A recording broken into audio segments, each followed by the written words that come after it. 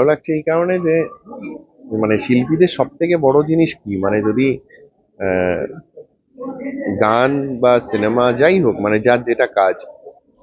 তার কাজটা যদি প্রকাশ পায় তার থেকে খুশির আর কিছু হয় না আর কি। তো একাডেমি হলে চলছে, একাডেমি প্রচুর লোকের ভালোবাসা পাচ্ছে, এবং ডিপ ফ্রিজ ন্যাশনাল অ্যাওয়ার্ড পেয়েছে, তার গানগুলো অত্যন্ত সমাদর পেয়েছে সবার কাছে। কিন্তু এই সন্ধে নামার আগে আমরা যেমন মানে সমস্ত ধরনের কাজ করে থাকি, আমি যেমন ওয়াইড ভ্যারাইটি অফ কাজ করে থাকি, ইন্ডিপেন্ডেন্ট কাজ থেকে শুরু করে বড় কাজ, মাঝারি কাজ।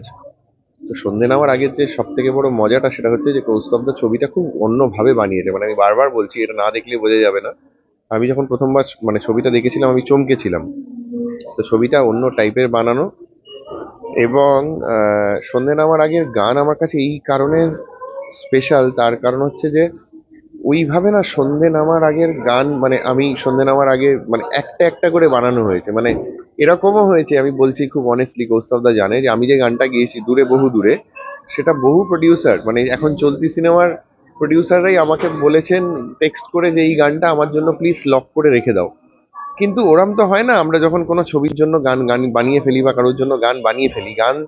সমস্ত গানই গান, মানে কোন গান যে কি হয়ে যাবে কিছু বলা যায় না, সমস্ত গানই যত্ন করে সমাদর করে বানানো। এবার এই অ্যালবামটা আমার কাছে খুব স্পেশাল, তার কারণ হচ্ছে যে ট্রাভেল সং আছে, পড়শিয়ার গানটা স্পেশালি খুব অন্য ধরনের গান, যেটা আমার শুনে সকলে বলেছে যে এটা এই ধরনের কাজ, আমরা এই ধরনের সাউন্ড বম্বেতে শুনতে পাই। আর আমার গানটা এই কারণে স্পেশাল, তার কারণ হচ্ছে আমি বহুদিন বাদে এই কদিন ধরে, সবাই জানে গান গাইছি, চুরি ছাড়া কাজ নেই থেকে শুরু করে আরো অনেক, আরেকটা গান বেরোচ্ছে আমার একাডেমি অফ ফাইন আর্টসের।